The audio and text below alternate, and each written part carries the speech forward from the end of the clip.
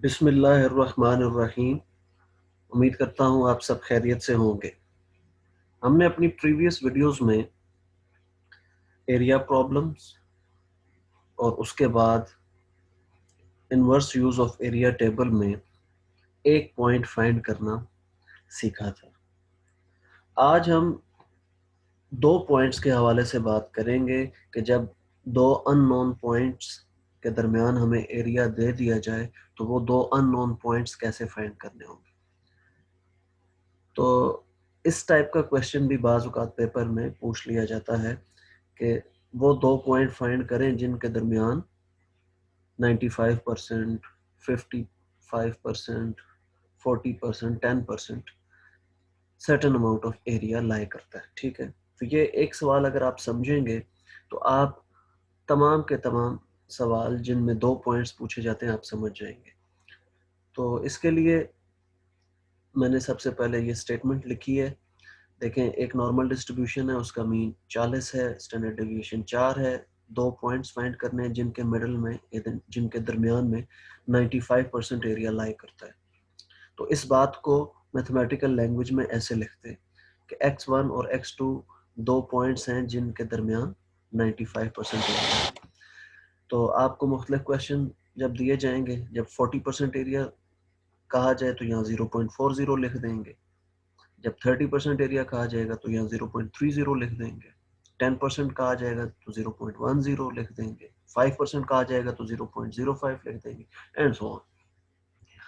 तो अब इस क्वेश्चन को प्रोसीड कैसे करना है। सबसे पहले तो आप ये फिगर आपको पता है, ये वाली ये ग्राफ कितना ज़रूरी है नॉर्मल डिस्ट्रीब्यूशन के तमाम सवाल समझने के लिए। तो सबसे पहले आपने ये नॉर्मल डिस्ट्रीब्यूशन बना लेनी है। ये दरमियान में जो लाइन होती है ये मीन की लाइन होती है। एक्स का मीन इस क्वेश्चन में 40 है। जी की लाइन पे ये जो पॉइंट होता है ये मीन को रिप्रेजेंट कर रहा है, तो जी का मीन हमेशा 0 होता है। ये जी स्टैंडर्ड नॉर्मल वेरिएबल है, एक्स नॉर्मल वेरिएबल है। अच्छा, अब इन पॉइंट्स को प्लॉट कहाँ करना है, तो इसका सीधा सा प्रोसीजर ये है कि एक पॉइंट को आप मीन के लेफ्ट साइड पे प्लॉट कर दें और दूसरे को मीन की राइट साइड पे प्लॉट कर दें, ऐसे। ठीक है, तो बराबर तकरीबन फासला रख ले इधर से। अच्छा, अब ये देखें, इसको मैं x1 का नाम देता हूँ, इसको x2 का नाम देता हूँ। ठीक हो गया। अब आपने क्या करना है, प्रोसीजर क्या है, ये चाहे रफ वर्क में कर लें चाहे जहां आपको जगह मिले ये कर लेंगे। ये 0.95 एरिया लिखा है ना, 0.95 को आपने डिवाइड कर देना 2 पे। ठीक है, कोई भी नंबर हो यहाँ पर, जितना भी एरिया गिवन हो आपको उसको 2 पे आपने डिवाइड करना है और आपको एक नंबर मिल जाएगा और ये है 0. इस केस में 475। 0.95 को 2 पे डिवाइड करें तो 0.475 आता है। तो एक को आप इस एरिया में लिख दें। ठीक है, 0.475 इस रीजन को रिप्रेजेंट कर रहा है और दूसरा 0.475 इस रीजन को रिप्रेजेंट कर रहा है। ठीक हो गया। अब आपने करना क्या है, इनवर्स यूज ऑफ टेबल, जैसे मैंने आपको पहले भी बताया, ये जो वैल्यू है इसको टेबल के अंदर तलाश करना है। इस वैल्यू को टेबल, इस वैल्यू, तो इस वैल्यू को टेबल के अंदर हम तलाश करेंगे स्टैंडर्ड नॉर्मल डिस्ट्रीब्यूशन के टेबल में। और इनवर्स यूज ऑफ टेबल जैसा कि मैंने आपको बताया, तो इसके करीब तरीन बल्कि एग्जैक्ट वैल्यू हमें मिल गई। ये है 0.4750।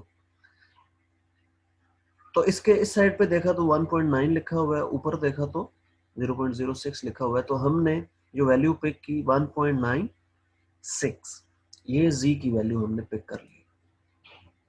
तो इस x1 के कोरिस्पोंडिंग जो हमें z की वैल्यू मिली है उसको z1 हम कह सकते हैं। z1 मैं इधर थोड़ा इस साइड पे करके लिख देता हूँ। ये आया है, मैं इधर लिख रहा हूँ -1.96। माइनस लिखने की रीजन आपको पता है, क्योंकि ये 0 से इस साइड पे लाई कर रहा है पॉइंट, तो इस वजह से हम -1.96 लिख देंगे। और इसी तरह इस पॉइंट को हम 1.96 लिख देंगे। तो यही प्रोसीजर है। ठीक है, जी की वैल्यू फाइंड करने का। सबसे पहले आपने क्या करना है, जो भी एरिया दिया गया है उसको 2 पे डिवाइड करना है। एक पॉइंट इधर लिखा हुआ है, दूसरा पॉइंट इधर लिखा हुआ है, ये दो अननोन पॉइंट्स हैं जो हमने फाइंड करने हैं। इस 0.475 को टेबल में देखा, ठीक है, इसके करीब तरीन, ये अगर एग्जैक्टली आपको ये वाला नंबर टेबल में ना मिले, ठीक है, तो इसके करीब तरीन कोई नंबर आप देख लिया करें। फॉर एग्जांपल अगर एक नंबर है 0.20, ठीक है, तो आप साथ 2 जीरो और ऐड कर दें, 2000 बन जाएगा। तो टेबल में 2000 आपको नहीं मिलेगा, सबसे ज़्यादा करीब तरीन जो नंबर आपको टेबल में मिलेगा वो 0.1985 होगा, ठीक है। तो आप इस तरह करीब तरीन नंबर देख के जी की वैल्यू पिक कर लिया करें। अच्छा, अब आगे कैसे प्रोसीड करना है, आगे आपने z1 की इक्वेशन लिखनी है और z2 की इक्वेशन। वो इक्वेशन क्या होती है, z का आपको मैंने फार्मूला बताया हुआ है, z इक्वल होता है x minus mu over sigma के, ठीक है, x minus mu over sigma. तो अब दो पॉइंट्स हैं, एक z1 एक z2, यहाँ z1 कर दें, यहाँ x1 कर दें, म्यू और सिग्मा की वैल्यू पुट कर दें, तो आपको x1 और x2 की वैल्यूज मिल जाएंगी। ये मैंने काम में साइड पे किया हुआ है, z1 is equal to x1 minus mu over sigma और z2 x2 minus mu over sigma.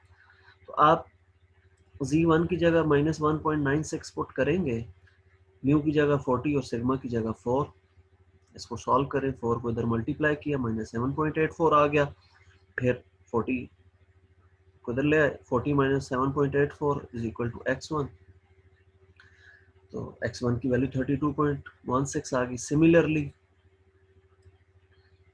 ये जब हमने z2 की वैल्यू 1.96 पुट की, इधर माइनस 1.96 पुट की थी z1 की, z2 की 1.96, तो ये x2 जब हम सॉल्व करेंगे तो 47.84 आ जाएगा।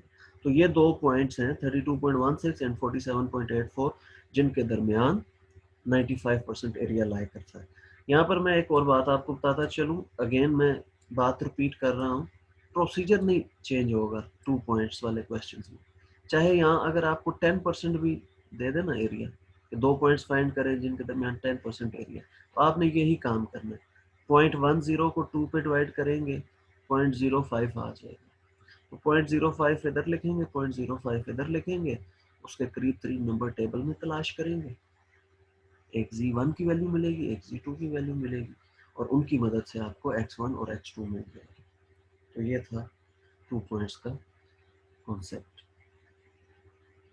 तो आज की वीडियो में इतना ही। अगली वीडियो में मैं आपको कुछ मज़ीद क्वेश्चंस कराऊंगा जिनसे आपको नॉर्मल डिस्ट्रीब्यूशन बेहतर समझ आ जाएगी। तब तक के लिए अल्लाह हाफ़िज़।